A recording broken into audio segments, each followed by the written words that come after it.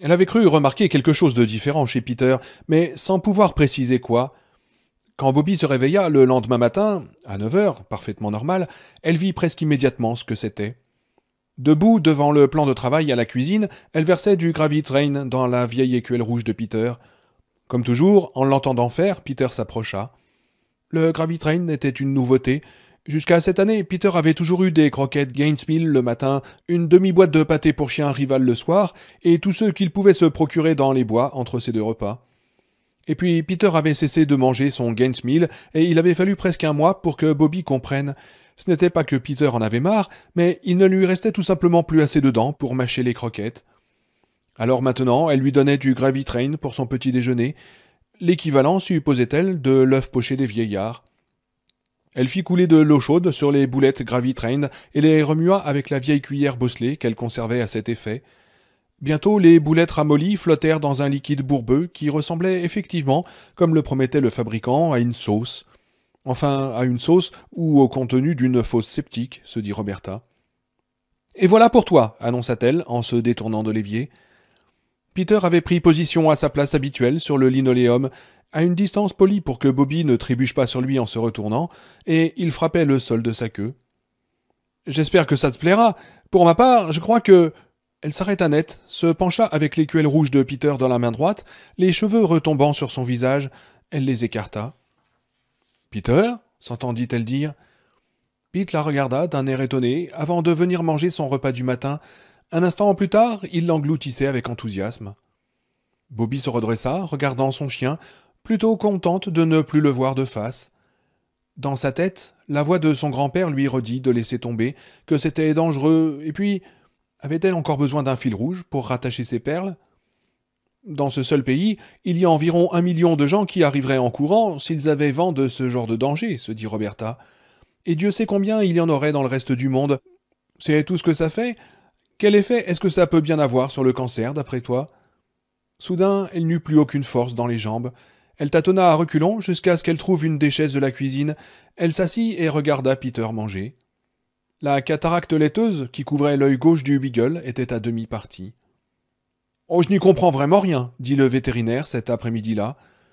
Bobby avait pris place sur la seule chaise de la salle de consultation, et Peter, bien obéissant, était monté sur la table d'examen.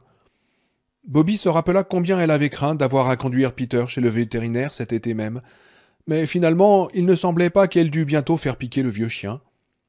Mais je n'ai pas rêvé, demanda Bobby. Elle se dit qu'elle voulait surtout entendre le docteur Ettridge confirmer ou réfuter ce que disait la voix d'Anne dans sa tête. C'est tout ce que tu mérites, à vivre seul là-bas avec ce chien puant. Non, dit Ettridge, mais je comprends que vous soyez étonné, je le suis un peu moi aussi. Sa cataracte est en rémission active. Tu peux descendre, Peter. Peter descendit de la table, passant d'abord par le tabouret d'Ettridge avant d'atteindre le sol et de se diriger vers Bobby. Elle lui posa la main sur la tête et regarda Ettridge en pensant. Est-ce que vous avez vu ça? Elle n'osait pas le dire à haute voix. Ettridge croisa son regard, mais détourna les yeux. Je l'ai vu, mais je ne suis pas prêt de l'admettre.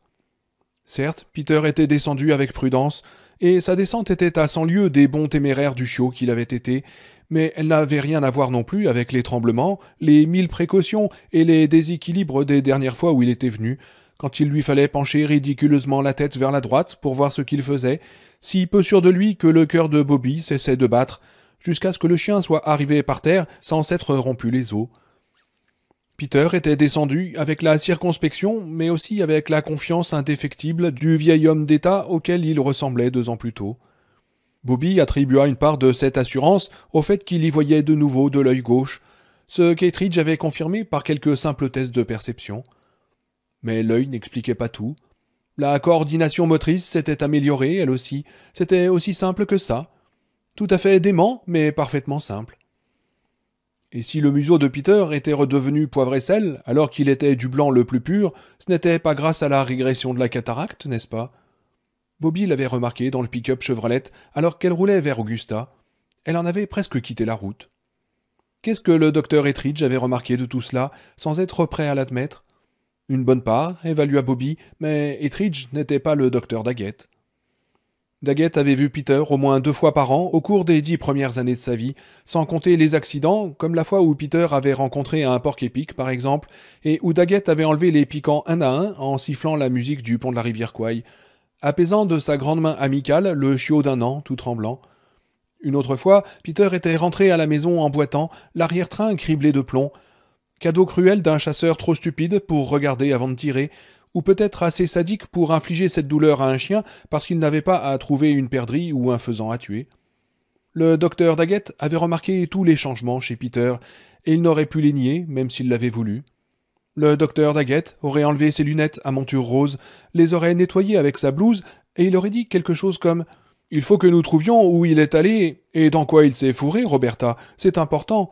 Les chiens ne rajeunissent pas, et c'est ce que Peter semble faire. » Alors Bobby aurait été forcé de répondre « Je sais où il est allé, et j'ai une idée assez précise de ce qui lui fait ça. » Et cette simple phrase l'aurait beaucoup soulagé, non? Mais le vieux docteur Daggett avait vendu son cabinet au docteur Edridge, qui avait l'air assez gentil, mais qui restait encore un étranger, et il avait pris sa retraite en Floride.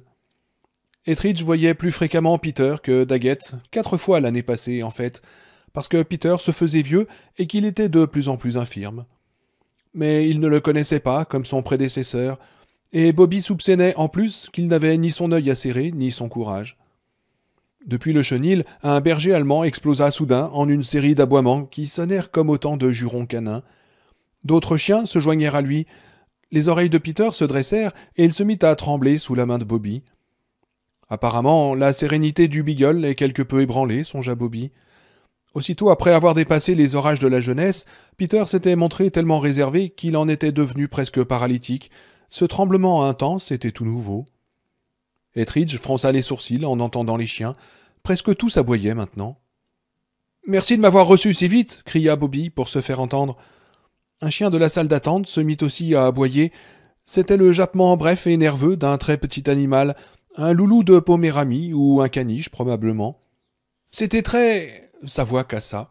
Elle sentit une vibration sous ses doigts, et sa première pensée, le vaisseau, fut pour la chose enfouie dans les bois, mais elle savait ce qu'était cette vibration. Bien qu'elle ne l'eût sentie que très très rarement, elle ne comportait pas de mystère. Cette vibration venait de Peter. C'était un son très grave, issu du fond de sa gorge. Peter grondait. « Gentil de votre part, mais je crois que je dois vous quitter. On dirait que vous avez une mutinerie sur les bras. » Elle voulait plaisanter, mais apparemment il n'y avait plus guère matière à plaisanterie. Soudain, toute la petite clinique vétérinaire, la section de la salle d'attente et de traitement, mais aussi les sections annexes de gardiennage et de chirurgie, semblaient en révolution. Tous les chiens aboyaient, et dans la salle d'attente, le loulou avait donné le ton à 2 autres chiens, et un cri ondulant et féminin, indubitablement félin, s'était joint au leur. Madame Alden arriva en panique. « Docteur Ettridge !»« Oui, oui, j'arrive, dit-il sur un ton irrité. Excusez-moi, mademoiselle Anderson. » Il fonça vers le chenil. Quand il ouvrit la porte, le vacarme des chiens parut redoubler. « Ils deviennent enragés, se dit Roberta, mais ce fut tout ce qu'elle eut le temps de penser, parce que Peter bondit littéralement sous sa main. Le profond râle dans la gorge du Beagle se durcit soudain en un grognement. Ettridge ne l'entendit pas. Il courait déjà dans l'allée centrale du chenil, les chiens aboyant tout autour de lui, tandis que la porte se refermait lentement dans son dos sur ses gonds pneumatiques. Mais Bobby l'entendit, et si elle n'avait pu attraper le collier de Peter à temps, le Beagle aurait traversé la pièce comme un boulet de canon et aurait suivi le vétérinaire dans le chenil. Le tremblement et le grondement profond n'étaient pas des signes de peur, elle le comprit. C'était de la rage. C'était inexplicable, totalement étranger à Peter, mais c'était bien de la rage. Le grondement de Peter s'étrangla. Yark quand Bobby le tira en arrière par son collier. Il tourna la tête, et dans l'œil droit bordé de rouge que roulait Peter, Bobby perçut ce que plus tard elle ne pourrait caractériser que comme la fureur de se voir empêché de faire ce qu'il avait décidé. Elle pouvait admettre la possibilité d'une soucoupe volante de 300 mètres de circonférence enterrée sur sa propriété, la possibilité de quelque émanation ou vibration provenant du vaisseau qui aurait tué une marmotte assez malchanceuse pour s'approcher trop près, qui l'aurait tuée si totalement et de façon si déplaisante que même les mouches, à ce qu'il semblait, n'en avaient pas voulu. Elle pouvait admettre des règles anormales, une cataracte en rémission chez un chien, et même la quasi-certitude que Peter rajeunissait. Tout ça, oui. Mais l'idée qu'elle avait perçue dans les yeux du bon vieux chien Peter, une folle haine pour elle, Bobby Anderson, oh non. Ce moment fut heureusement bref. La porte du chenil se referma, étouffant la cacophonie. Peter sembla se détendre un peu. Il tremblait toujours, mais du moins s'assit-il à nouveau. Viens, Pete, sortons d'ici, dit Roberta. Elle était sérieusement éprouvée, beaucoup plus qu'elle ne l'avoua ultérieurement à Jim Gardiner, car l'admettre l'aurait peut-être ramené à cette furieuse lueur de rage dans l'œil sain de Peter. Bobby chercha fébrilement la laisse qu'elle avait empruntée à Madame Alden et qu'elle avait retirée à Peter dès qu'ils étaient entrés dans la salle d'examen. Que l'on dût obligatoirement tenir les chiens en laisse en attendant la consultation lui avait toujours paru désagréable jusqu'à maintenant, et faillit la laisser tomber.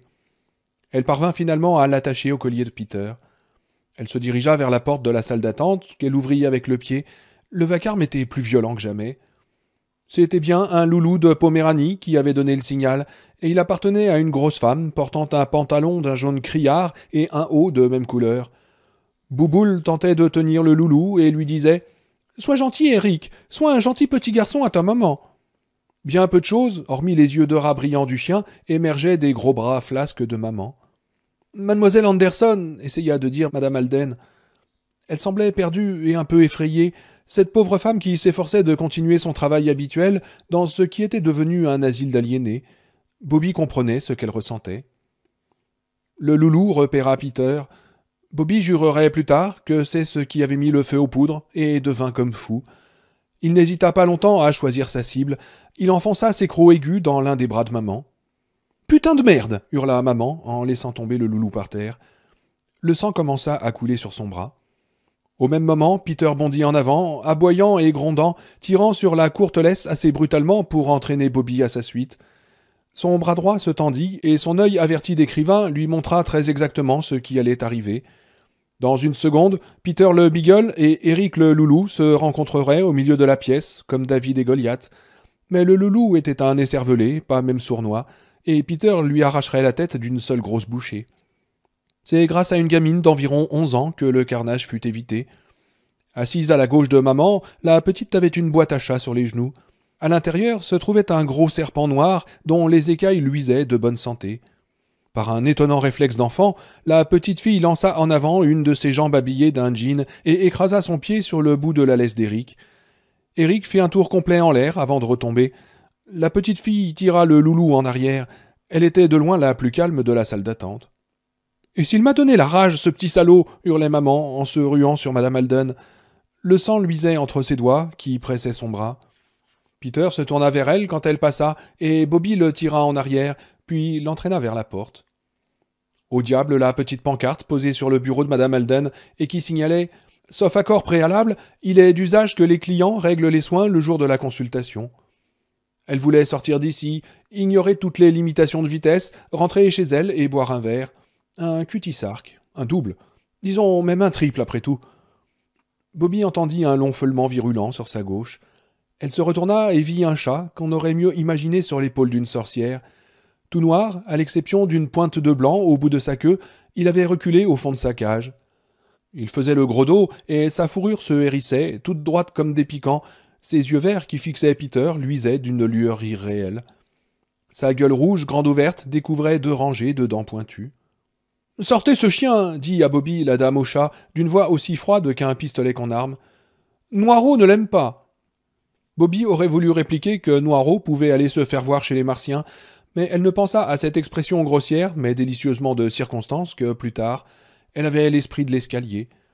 Ces personnages avaient le chic pour toujours dire exactement ce qu'il fallait, et elle avait rarement besoin de se creuser la cervelle pour trouver leurs répliques, qui lui venaient facilement, naturellement, mais ce n'était presque jamais le cas dans la vie. « On la ferme !» fut tout ce qu'elle trouva, et ce ne fut qu'un murmure d'une telle lâcheté qu'elle douta que la propriétaire de Noirot eût la moindre idée de ce qu'elle avait dit, ou même imagina qu'elle eût dit quoi que ce soit.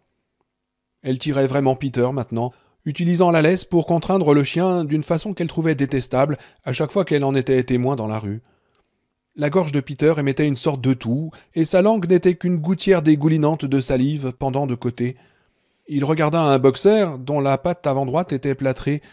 Le boxeur était retenu à 2 mains par un grand gaillard en bleu de travail. En fait, l'homme avait même enroulé 2 fois la laisse autour d'un de ses gros poings tachés de cambouis, et il avait beaucoup de mal à contrôler son chien, qui aurait tué Peter aussi vite et aussi proprement que Peter aurait massacré le loulou de Porémanie.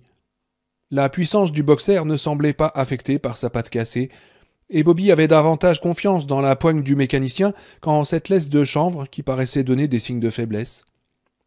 Bobby eut l'impression de mettre 100 ans à trouver et à actionner la poignée de la porte donnant sur la rue. C'était comme dans un cauchemar où l'on a les mains prises et où l'on sent que son pantalon, lentement mais inexorablement, commence à descendre. C'est Peter qui a tout déclenché, mais je ne sais pas comment. Elle tourna enfin la poignée de la porte et jeta un dernier coup d'œil à la salle d'attente. Une véritable scène d'apocalypse.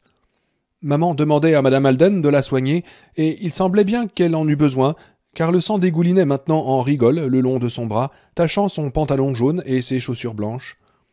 Noirot le chat feulait toujours. Même les gerbilles du docteur Ettridge devenaient folles dans l'enchevêtrement de tours et de tubes en plastique de l'étagère où elle vivait. Eric, le fou de Poméranie, se dressait au bout de sa laisse et aboyait d'une voix étranglée en direction de Peter. Peter lui répondait par un grondement féroce.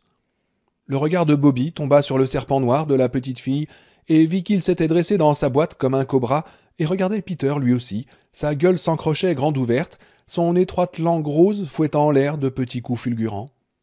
Les couleuvres ne font pas ça. Je n'ai jamais vu de couleuvre faire ça de toute ma vie. Dans un état proche de l'horreur, Bobby s'enfuit, traînant Peter derrière elle. Peter se calma presque dès que la porte se referma derrière eux, avec un soupir pneumatique. Il cessa de tousser et de tirer sur la laisse et se mit à marcher à côté de Bobby, lui jetant à l'occasion un regard qui disait « Je n'aime pas cette laisse, je ne l'aimerai jamais. Mais d'accord, ça va, si c'est ce que tu veux. » À leur arrivée dans la cabine du pick-up, Peter était redevenu lui-même. Mais pas Bobby. Ses mains tremblaient tellement qu'elle s'y reprit à 3 fois pour insérer la clé de contact, puis elle se trompa de vitesse et cala. Le pick-up eut une violente secousse et Peter tomba du siège. Du sol, il lança à Bobby un de ces regards de reproche propres aux beagles.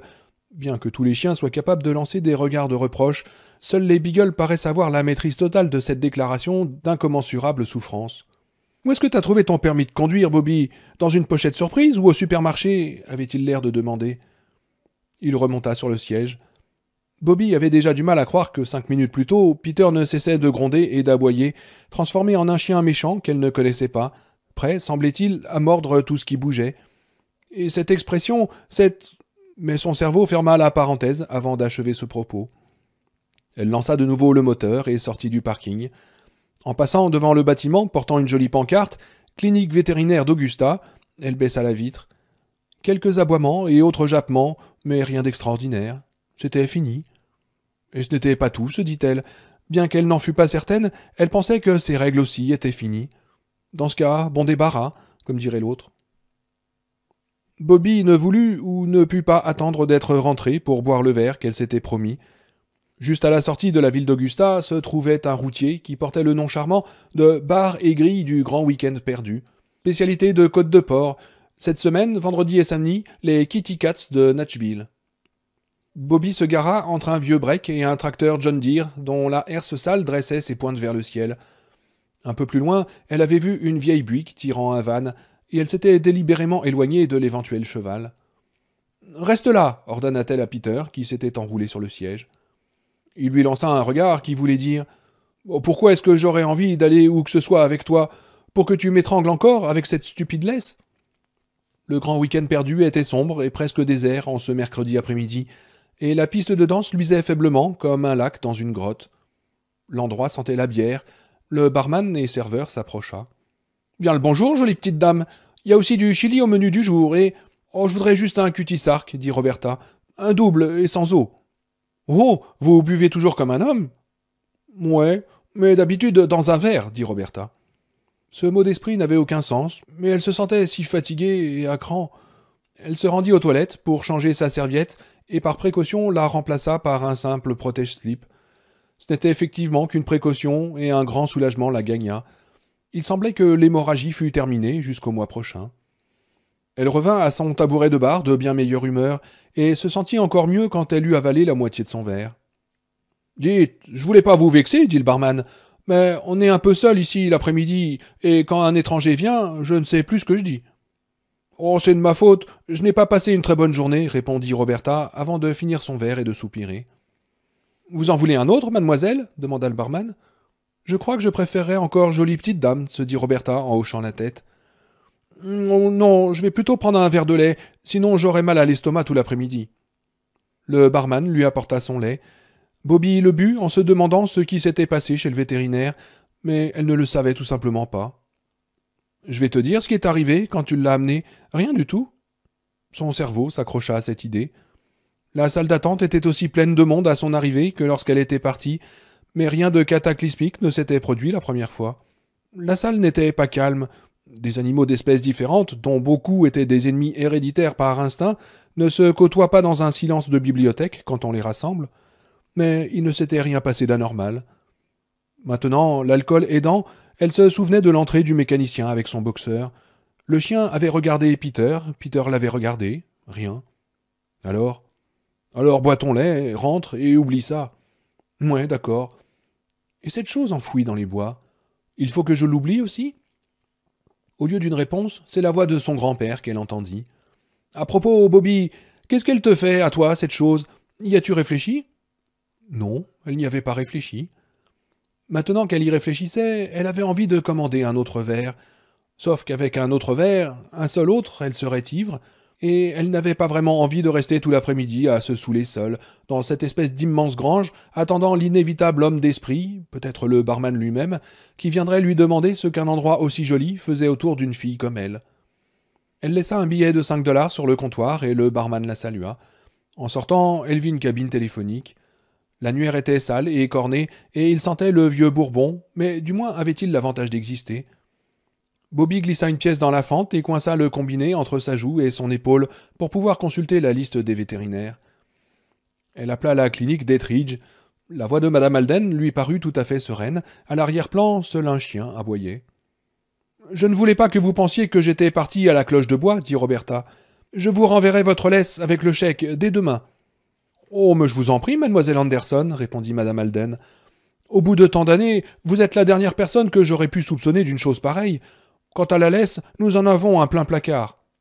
À propos, il m'a semblé que tous les animaux devenaient fous, dit Bobby.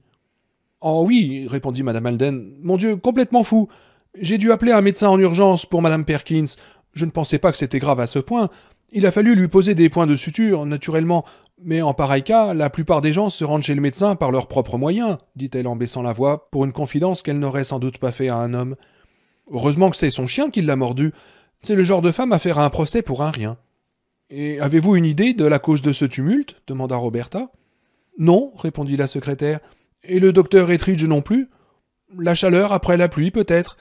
Le docteur Ettridge dit qu'il a entendu parler d'un incident de ce type lors d'un congrès.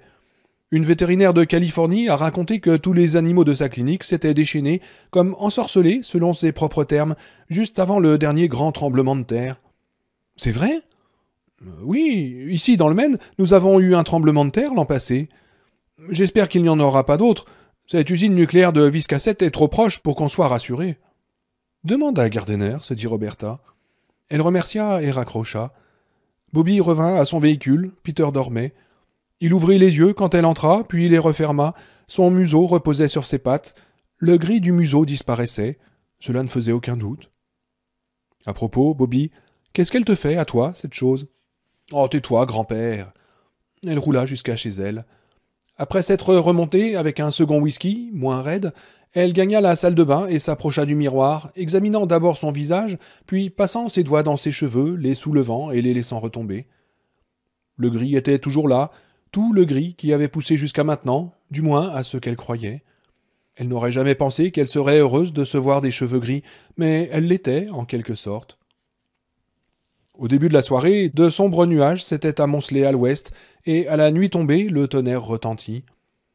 Les pluies allaient revenir, semblait-il, du moins pour la nuit. Bobby savait que ce soir-là, elle ne ferait sortir Peter que pour le grand pressant des besoins. Depuis qu'il était tout petit, le Beagle avait toujours été terrifié par les orages.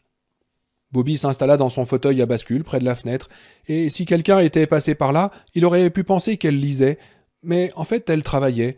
Elle travaillait sans enthousiasme sur la thèse « Guerre des pâturages et guerre de sécession », thèse aussi aride que le désert, mais Bobby se disait qu'elle lui serait extrêmement utile quand elle se mettrait à écrire, ce qui ne devrait plus tarder. À chaque grondement de tonnerre, Peter se rapprochait un peu du fauteuil de Bobby, un petit sourire honteux semblant se dessiner sous ses yeux attendrissants. « Ouais, je sais que ça ne me fera pas de mal, je sais, mais je vais seulement me rapprocher un peu de toi, d'accord ? Et si ça tonne vraiment fort, je viendrai te rejoindre sur ce foutu fauteuil à bascule. Tu veux bien, Bobby ? Ça ne t'ennuie pas, hein, Bobby ?» L'orage se contint jusque vers 9 heures, et Bobby acquit la certitude que lorsqu'il se déciderait à éclater vraiment, c'en serait un bon, un de ceux que les habitants d'Haven appellent un vrai geyser. Elle alla dans la cuisine, fouilla dans le cagibi qui lui servait de buanderie, et trouva sa lanterne à gaz Coleman sur le haut d'une étagère. Peter était sur ses talons, la queue entre les jambes, toujours avec son sourire honteux. En sortant du cagibi avec sa lanterne, Bobby faillit trébucher sur lui. « Oh, si ça ne te gêne pas, Peter !» Il s'éloigna un peu, puis revint se lever entre ses chevilles quand le tonnerre éclata assez fort pour ébranler les fenêtres. Quand Bobby regagna son fauteuil, un éclair d'un blanc bleuté illumina la pièce et le téléphone tinta. Le vent se leva, les arbres s'agitèrent en bruissant. Peter se colla contre le fauteuil, levant vers Bobby un regard suppliant. « D'accord, céda-t-elle en soupirant. « Monte, crétin !» Elle n'eut pas à le lui dire 2 fois. Il bondit sur ses genoux, lui meurtrissant l'entrejambe d'une de ses pattes avant. Il atterrissait toujours là, ou sur un de ses seins. Il ne visait pas. C'était simplement l'une de ces lois mystérieuses, comme celle qui veut que les ascenseurs s'arrêtent à chaque étage quand on est pressé. Bobby n'avait pas encore trouvé de parade. La foudre déchira le ciel. Peter se pelotonna contre elle. Son odeur, eau de Beagle, emplit le nez de Bobby. « Pourquoi est-ce que tu ne me sautes pas à la gorge, qu'on en finisse, Peter ?» Peter sourit de son sourire honteux, comme pour dire « Je sais, ne retourne pas le couteau dans la plaie. » Le vent se leva. Les lumières se mirent à clignoter, signe indubitable que Roberta Anderson et Central Main Power allaient bientôt se faire des adieux touchants, du moins jusqu'à 3 ou 4 heures du matin. Bobby posa la thèse à côté d'elle et entoura son chien de ses bras. Les orages d'été ne la dérangeaient pas vraiment, ni les blizzards d'hiver d'ailleurs. Elle aimait leur puissance. Elle aimait voir et entendre cette puissance brutale et aveugle s'appliquer à la terre. Elle éprouvait une sympathie irraisonnée pour les agissements de ces orages. Elle sentait celui-ci agir en elle. Les poils de ses bras et de sa nuque se hérissaient, et un éclair particulièrement proche lui donna l'impression d'être presque galvanisé par son énergie. Elle se souvint d'une curieuse conversation qu'elle avait eue avec Jim Gardiner. Il avait une plaque métallique dans le crâne, souvenir d'un accident de ski qui avait failli le tuer à l'âge de 17 ans. Gard lui avait dit qu'une fois, en changeant une ampoule électrique, il avait reçu un choc horrible en introduisant par inadvertance son doigt dans la douille. Ce sont des choses qui arrivent, mais dans son cas, ce fut plus curieux, puisque pendant 1 semaine, il capta des émissions de musique et d'informations dans sa tête. Il avait vraiment cru un moment qu'il devenait fou. Le 4e jour, Gard avait même identifié la station qu'il recevait, WZON, une des 3 radios en modulation d'amplitude de Bangor. Il avait noté le nom de 3 chansons à la suite et avait appelé la station de radio pour savoir si elle avait effectivement diffusé ces chansons, plus des publicités pour le restaurant polynésien Sing, la Subaru Village et le musée ornithologique de Bar Harbor. Et c'était le cas. Le 5e jour, l'intensité avait commencé de diminuer et 2 jours plus tard, il n'entendait plus rien. « C'était cette fichue plaque dans ma tête », lui avait-il expliqué en tapant doucement la cicatrice de sa tempe avec son poing. « Aucun doute. Je suis sûr que des milliers de gens riraient, mais moi je suis absolument sûr que c'est ça. » Si quelqu'un d'autre lui avait raconté cette histoire, Bobby aurait cru qu'on essayait de la faire marcher, mais Jim ne plaisantait pas. Il suffisait de le regarder dans les yeux pour savoir qu'il ne mentait pas. Les gros orages avaient une puissance énorme. Un éclair jeta une lumière bleue sur ce que Bobby, ainsi que ses voisins, considéraient comme son jardin devant la porte. Elle vit l'espace d'un instant sa camionnette, avec les premières gouttes qui s'étaient écrasées sur le pare-brise, la petite allée sablée, la boîte aux lettres avec son drapeau baissé et frileusement collé à l'aluminium du côté, les arbres agités.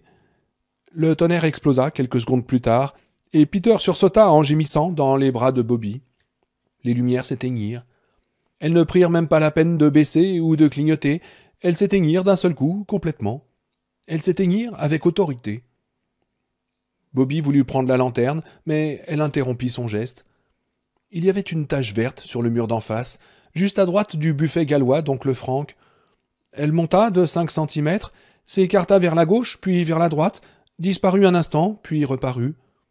Le rêve de Bobby lui revint avec toute la puissance inquiétante du déjà-vu. Elle repensa à la lanterne, dans l'histoire d'Edgar Poe, mais cette fois un autre souvenir s'y associait, la guerre des mondes. Le rayon de chaleur martien qui faisait pleuvoir une mort verte sur Hammersmith. Elle se tourna vers Peter et entendit les tendons de son cou grincer comme des gonds rouillés, certaine de ce qu'elle allait voir. La lumière venait de l'œil de Peter, de son œil gauche. Il luisait de cette diabolique lueur verte des feux follets parcourant un étang après une journée calme et humide. Non, pas l'œil, c'était la cataracte qui luisait. Du moins ce qui restait de la cataracte. Elle avait encore beaucoup réduit, même depuis le matin au cabinet du vétérinaire. Tout le côté gauche de la tête de Peter était illuminé par cette lumière verte surnaturelle, et il ressemblait à un monstre de bande dessinée. Elle fut tout d'abord tentée de se débarrasser de Peter, de bondir du fauteuil et de s'enfuir. Mais c'était Peter, après tout, et il était déjà mort de peur. Si elle l'abandonnait, il serait tout à fait terrorisé. Le tonnerre éclata dans la nuit. Cette fois, tous deux sursautèrent. Puis la pluie se mit à tomber en grands pans d'eau, comme un rideau. Bobby tourna à nouveau les yeux vers le mur où la tache verte se déplaçait, toujours par à-coups. Elle se souvint des nuits où, encore enfant, dans son lit, elle utilisait le verre de sa montre-bracelet pour projeter une tache semblable sur le mur en bougeant son poignet. « À propos, qu'est-ce que cela te fait, à toi, Bobby ?» Un feu vert au fond de l'œil de Peter, qui lui enlève sa cataracte, qui la ronge. Elle regarda de nouveau et dut se contrôler pour ne pas avoir un mouvement de recul quand Peter lui lécha la main. Cette nuit-là, Bobby Anderson ne dormit quasiment pas. Quand Bobby se réveilla, il était presque 10 heures et la plupart des lampes étaient allumées. Apparemment, Central Main Power avait réparé. Elle fit le tour de la maison en chaussettes, éteignant les lumières, puis déverrouilla la fenêtre du devant. Peter était sur le porche. Bobby le fit entrer et regarda son œil. Elle se souvenait de sa terreur la nuit précédente, mais dans la clarté de ce lumineux matin d'été, la terreur faisait place à la fascination. N'importe qui, songea-t-elle, aurait été effrayé en voyant quelque chose comme ça, dans le noir, en pleine panne d'électricité, tandis que dehors un orage déchirait le ciel et la terre. Pourquoi diable le docteur Ettridge n'avait-il pas vu ça? C'était cependant facile à comprendre. Les chiffres fluorescents des réveils luisent aussi bien le jour que la nuit, pourtant on ne voit pas leur lueur à la lumière du jour. Certes, elle était un peu surprise de ne pas avoir remarqué la lueur verte dans l'œil de Peter les nuits précédentes, mais pas vraiment déroutée. Après tout, il lui avait fallu 2 jours pour remarquer que la cataracte régressait. Et pourtant, Ettridge y avait regardé de près, non? Ettridge avait regardé dans l'œil de Peter avec son ophtalmoscope. Il était entré dans l'œil de Peter. Il avait été d'accord avec Bobby, la cataracte régressait, mais il n'avait mentionné aucune lueur, ni verte, ni de quelque couleur que ce soit. Peut-être l'a-t-il vue et a-t-il décidé de ne pas la voir, comme il a vu que Peter rajeunissait tout en décidant de ne pas le voir. Peut-être qu'il ne voulait pas voir ça. Au fond, elle n'aimait guère le nouveau vétérinaire. Elle se dit que c'était parce qu'elle avait tant aimé le vieux Doc Daggett et qu'elle avait stupidement, mais semble-t-il inévitablement, supposé qu'il serait toujours là tant que Peter et elle auraient besoin de lui. Mais c'était une bien piètre raison pour ressentir de l'hostilité envers le successeur du vieil homme. Et même si Ettridge n'avait pas vu, ou avait refusé de voir, l'apparent rajeunissement de Peter, il n'en restait pas moins un vétérinaire parfaitement compétent. Une cataracte émettant une lueur verte, elle ne pensait pas qu'il aurait pu ne pas remarquer un tel phénomène. Ce qui l'amena à la conclusion que la lueur verte n'était pas là quand Ettridge avait examiné Peter. Du moins, pas au début. Il n'y avait pas eu de grand chambardement tout de suite non plus, pas quand ils étaient entrés, pas au cours de l'examen, seulement quand ils s'étaient préparés à partir. Est-ce que c'était à ce moment-là que l'œil de Peter s'était mis à luire? Bobby versa du gravitrain dans l'écuelle de Peter et tâta l'eau du robinet de sa main gauche, attendant qu'elle devienne assez chaude pour en arroser les boulettes. Il fallait attendre de plus en plus longtemps. Le chauffe-eau était lent, capricieux et tristement démodé. Bobby voulait le faire remplacer et devrait certainement s'y résoudre avant les froids de l'hiver. Mais le seul plombier de Haven, et des villages au nord ou au sud immédiat de Haven, était un garçon plutôt désagréable appelé Delbert Childs, qui la regardait toujours comme s'il savait exactement à quoi elle devait ressembler sans ses vêtements. Pas grand-chose, disaient ses yeux, mais je pense que ça ferait l'affaire au besoin. et voulait toujours savoir si Bobby écrivait un nouveau livre ces derniers temps. Childs aimait à lui dire qu'il aurait été un sacrément bon écrivain, lui aussi, mais qu'il avait trop d'énergie et pas assez de colle sur le fond de son pantalon, si vous voyez ce que je veux dire. La dernière fois, l'avant-dernier hiver, l'année où le thermomètre était descendu en dessous de -30, après avoir tout réparé, il avait demandé à Bobby si elle voudrait aller danser un jour. Elle avait poliment décliné l'invitation, et Childs lui avait lancé un clin d'œil qui se voulait détenteur de sagesse universelle, mais qui n'exprimait qu'une totale vacuité. « Vous ne savez pas ce que vous perdez, Minette, avait-il dit. « Oh, je crois bien que si, et c'est pourquoi j'ai dit non, avait-elle failli répondre, mais elle n'avait rien dit. Même si elle ne l'aimait pas, elle savait qu'elle pourrait avoir à nouveau besoin de lui. Pourquoi dans la vie, les bonnes répliques ne venaient-elles immédiatement à l'esprit que lorsqu'on n'osait pas les utiliser ? Tu devrais faire quelque chose pour ce chauffe-eau, Bobby, dit une voix dans sa tête. Une voix qu'elle ne put identifier. La voix d'un étranger dans sa tête ? Oh, flûte ! Est-ce qu'elle devait appeler la police ? Tu pourrais, insistait la voix. Tu n'aurais qu'à... Mais l'eau commençait à se réchauffer, à tiédir en tout cas, et elle oublia le chauffe-eau. Elle remua le gravitrain, le posa par terre et regarda Peter manger. Il avait bien meilleur appétit ces jours-ci. Tu devrais vérifier l'état de ses dents, se dit-elle. Tu pourrais peut-être lui redonner du Gaines Mill.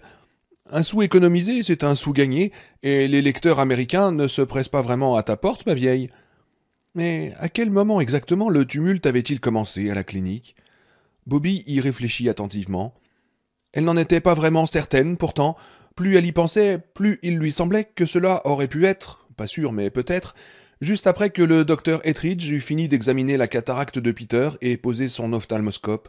« Attendez, Watson, dit soudain la voix de Sherlock Holmes, avec le débit rapide, presque pressé de son interprète à l'écran, Basil Rathbone. « L'œil, lui. Non, pas l'œil, la cataracte, lui. Bobby ne l'observe pas, mais elle devrait le faire. Ettridge ne l'a pas observé, et il aurait indubitablement dû le faire. Pouvons-nous dire que les animaux de la clinique vétérinaire n'ont pas été troublés avant que la cataracte de Peter se soit mise à luire ? Avant, pourrions-nous avancer, que le processus de guérison ne se soit mis en marche ? C'est possible. La lueur ne serait-elle visible que lorsqu'il n'est pas dangereux qu'on la voie ?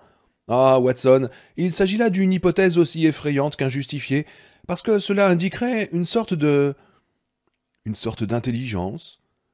Bobby n'aimait pas la direction où l'entraînaient les propos de Sherlock Holmes, et elle essaya d'interrompre le travail de son cerveau grâce au bon vieux conseil « laisse tomber ».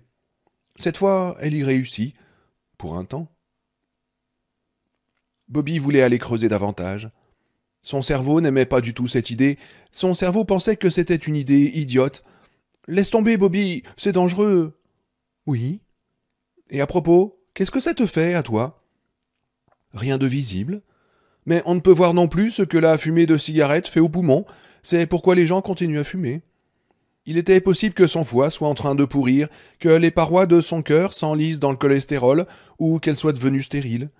Elle ne pouvait pas savoir si sa moelle ne s'était pas mise à produire des globules blancs de façon arnaco-frénétique.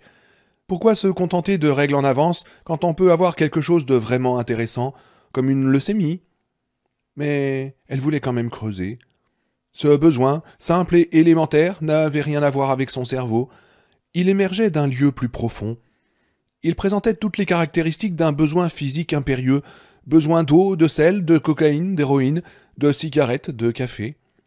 Son cerveau fonctionnait selon la logique, cette autre partie d'elle fonctionnait selon des impératifs presque incohérents. « Creuse, Bobby, tout va bien, creuse, fouille, nom de Dieu. Pourquoi ne pas creuser un peu plus ?